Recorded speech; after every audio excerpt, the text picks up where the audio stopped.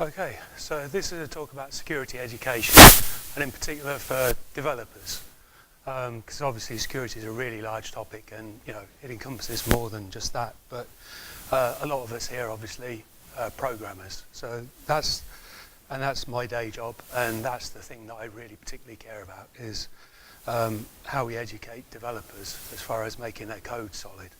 It's not so much about the design of software to be secure or anything like that. It's just purely actually doing secure software in the sense of not putting in too many bugs, hopefully. Now, it should be easy. It's just, for some reason, I don't have any really truly good guide. I mean, ideally, it would just be a case of we'd give everyone a book, or there'd be a standard module in every university course that just gave you the knowledge you needed, and you would just go on and you'd write solid code and everything would be nice and easy. But as far as I know, there isn't one. If anybody does, then please do tell me of it, because I want to be able to read it myself and to give it to others. There are some guidelines online by the OWASP which are quite good in a sense.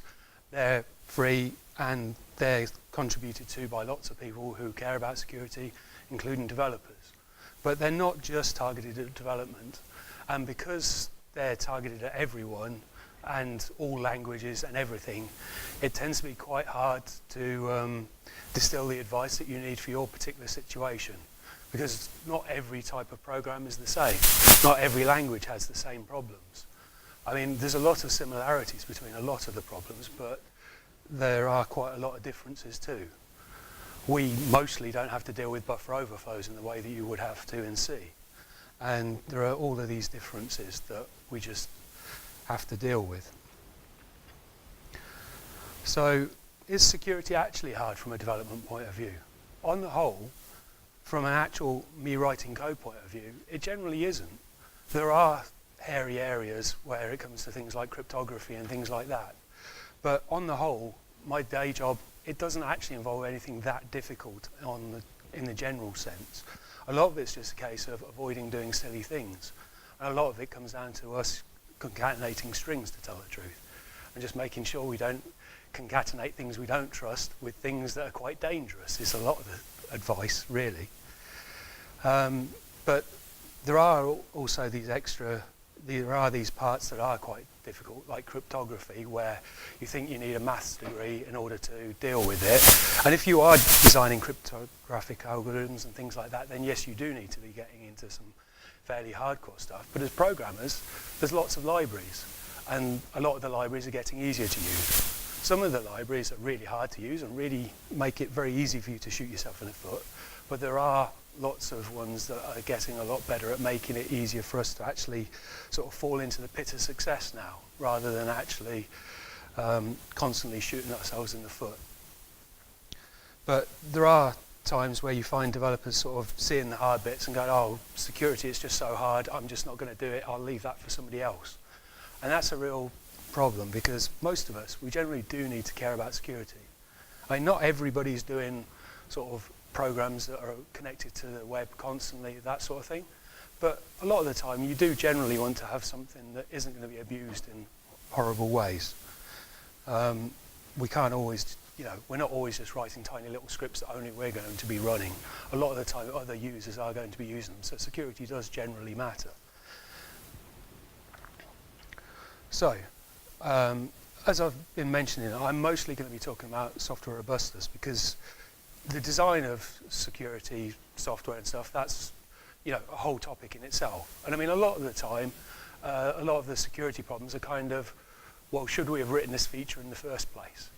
That tends to be a lot of it. Whereas I'm mostly concerned about software robustness in a sense, a lot of the time. I mean, if you consider that people will be malicious with software and with inputs and things, then you may ask the questions about design and those sorts of things naturally anyway. But a lot of the time, all we need to do is actually be a lot more robust. Things like SQL injection and things, they, as well as being exploitable to allow you to do things that are bad, like extract data that you shouldn't be able to get, all these sort of credit card breaches or whatever, they actually cause the system to crash if you give it some dodgy data generally. And you should be caring about that from a simple point of view. If you don't want your system to not work in a scenario where it should do. Just because somebody's name is O'Callaghan, that doesn't mean that they shouldn't be able to have their record entered into the system.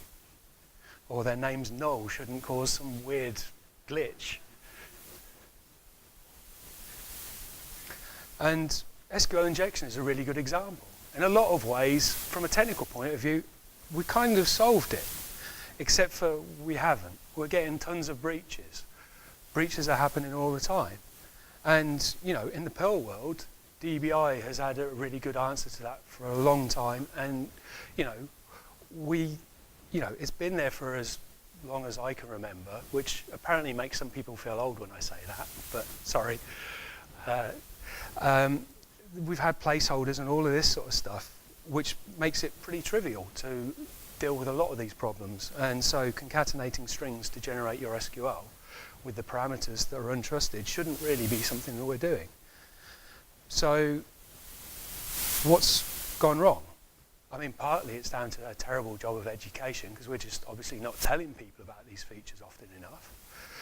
And also partly that we've only half solved the problem, because we've solved the problem of putting in parameters into the SQL, but we generally want to make flexible queries. We want to do things like, well, sometimes I want to compare by name, sometimes I want to compare by town, something like that. And it's fundamentally the same query, so we need to concatenate it. And so we're back to this thing of concatenating strings. And if we then go, oh, well, we want to allow the user to select all of these things from the UI, and if we end up taking something that we shouldn't trust from the user, we end up with SQL injection again. Because, yes, we're quoting all of the parameters we're putting in, we're just not dealing with all the rest of it. And so we've solved half the problem, the nice easy bit, and left the rest of it out there still to be solved. Now, things like ORMs, they do actually help you solve it, so long as you turn on things like the name quoting in dbit class, for example. Then it will actually quote all of the identifiers and things, so that if you do end up with rubbish going in that you don't trust, then it will effectively block the SQL injection things. Whereas if you don't, that will again happily just pass through stuff. If you give it stuff that you say is an identifier, it will trust you.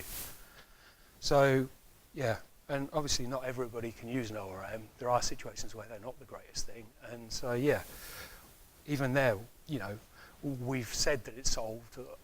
You'll find it written down loads of places, and yet we haven't really. So let's move on to how we actually generally teach our developers. So you'll probably at workplaces have coding standards, and you'll probably say you shouldn't create SQL injection problems, avoid concatenating strings, use placeholders, those sorts of things. And code review you can use to reinforce those sorts of behaviors. So we teach all our developers those sorts of things. And also hopefully your testers are actually testing things. If you're, say, working with a website, they're sort of bypassing all the JavaScript validation and all those sorts of things, HTML5 validation, prodding it with really dodgy values to check whether or not you've actually defended against the SQL injection, putting in invalid things to check whether your site crashes if you are given stuff that you weren't expecting. So what I wanted to do was move on to the things that other ways to teach people that we perhaps don't do so frequently. There are lots of things for security people and developers that allow you to sort of practice your skills. So there are capture the flag competitions. At big hacker conventions, they run them, like DEF CON has a big CTF. There are universities that run them. There's one called Played CTF, which is a pretty neat one that you can join in. And you just get a team of people together, and they're all sorts of challenges, where essentially it's kind of, you end up having to do a little bit of programming, a little bit of disassembling stuff, a little bit of sort of probing stuff and hacking stuff, and you solve challenges and you get flags, and then you put them in and get on the scoreboard and go on. And you learn a bit more about computers and programs and doing stuff. There are also programs and websites that people have built for us to test stuff on. So Gruyere is one that Google have done, where it's a holy cheese. So it's a web application full of holes. So the idea is that you play with it, you hack it, see how it goes. WebGoat is one that the OWASP do, which is kind of more like a tutorial thing. That allows you to play with vulnerabilities too and see them. And another one that I've come across is the Damn Vulnerable Web application, which is a similar type of thing. So if we have a quick look, here's WebGoat, for example. It's kind of like a tutorial thing. Actually, that's probably a bit small, isn't it? So in this one, it leads you through the example. So you just go through, it tells you, oh, joy. It's a secure one. Username and password. Well, in truth, I registered username and password. That was me choosing that. But so you kind of go through and it explains what the various problems are. Their idea with WebGoat is they've kind of got the top 10. They have this OWASP top 10 of vulnerabilities, and so they're giving you examples of the various top 10 type of things, and you go through the things, and then you can actually try out an SQL injection here yourself, and so on. And it's kind of a good basic introduction. Then there's the Gruyere thing, which is an application you can run yourself, and you can test it, and it's like I think it's like a shopping cart where you can basically try and bypass the payment controls and all sorts of things, and it's just got holes all over the place, so you can give it a try, and there's various sort of guidance with it as well.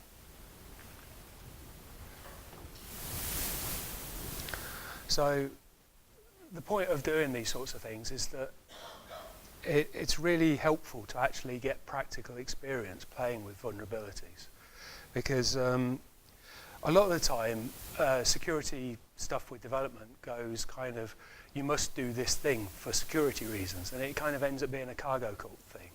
And if you say, well, actually this doesn't apply in this scenario, you'll often get sort of, but security, don't you care about security?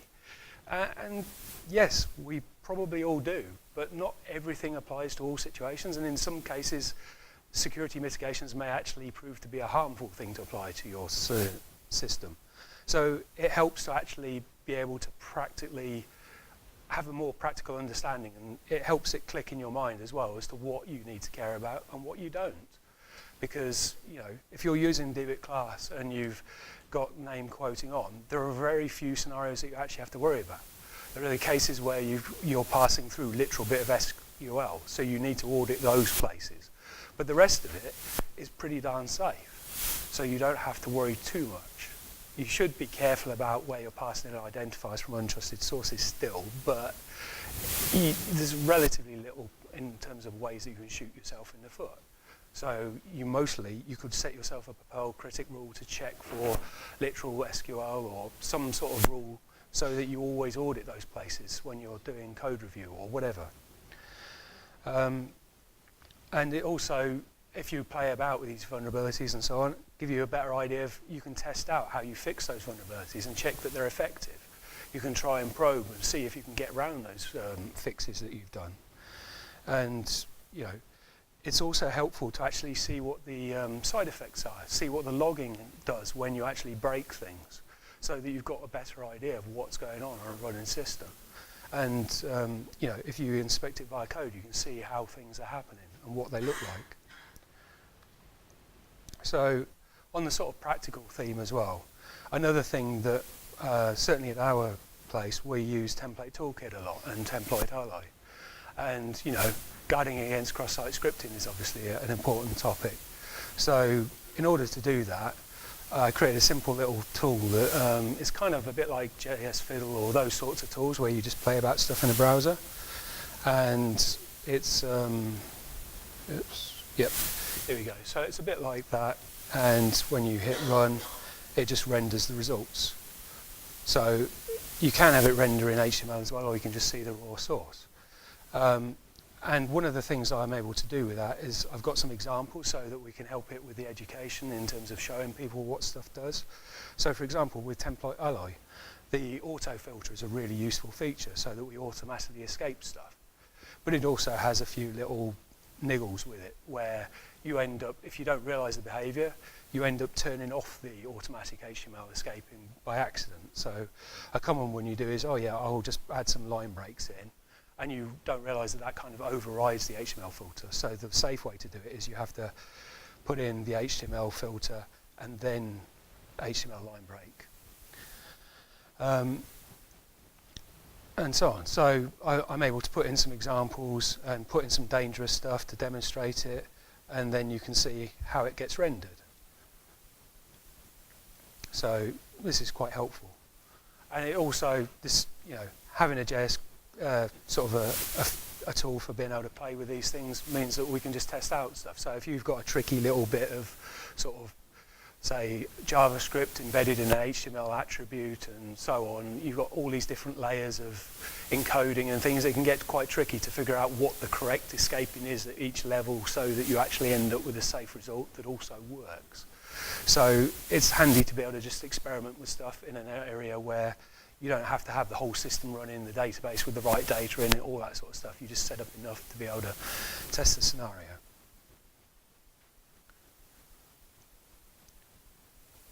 And then another idea is to actually just set up your own sort of exploitable application.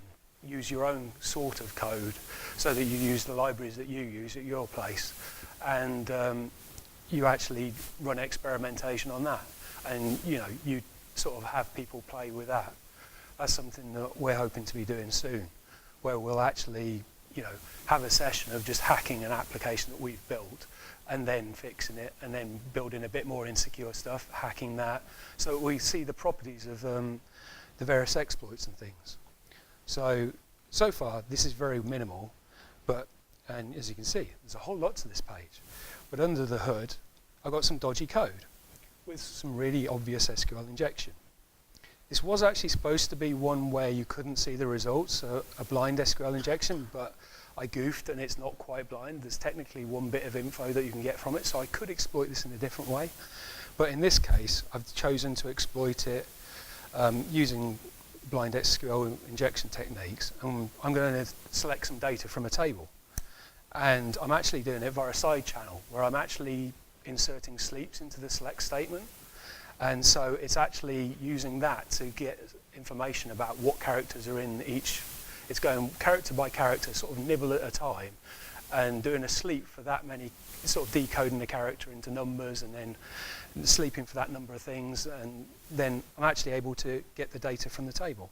So in actual fact, there's a record in there and it just says try sleep. It's actually supposed to be a hint for SQL injection for this particular one, but for going via another one. But yeah, it's a it's really handy to test out these things yourself. So as you can see, that it is exploitable, despite the fact there's actually very limited information you can get there.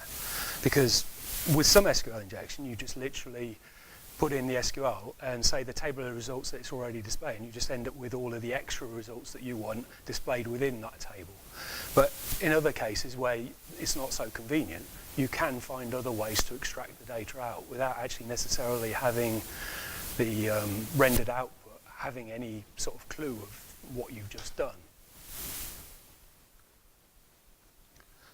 And it also means that if you've, say, got tools like SQL Map that automatically check for SQL injection, if you actually play about by making a vulnerable site or your site vulnerable deliberately to try it, you can actually tune those tools, because it's surprising how often they'll actually fail to spot really obvious stuff, simply because, say, there's a rotating field in your thing. So say you've got a timestamp in your HTML.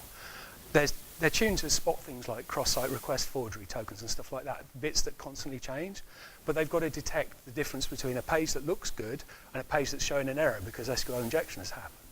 And so you kind of need to tune it. And so something like, say, just having a date stamp on your page, a timestamp, it can throw it so that in between requests it looks different. So it struggles to figure out what a good response is and a bad response. And if you actually try these things practically, you discover all of these problems. When it comes to all this sort of education, one of the things is that we shouldn't just expect developers to figure stuff out from first principles, because we are quite sharp and we do figure out lots of stuff, but it's so easy to miss stuff and to assume things that just aren't true.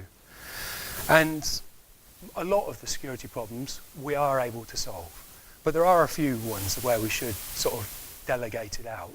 But there is so much stuff that we can do. And even with cryptography, it's a case of knowing what types of tool to use and what types of libraries. So doing a basic course on, say, Coursera on Crypto 101, it works wonders for your education. So, yeah, that's, yeah, sorry, I'm out of breath. We can do an awful lot ourselves, and it isn't really that difficult. So, thank you, and with the obligatory slide. So.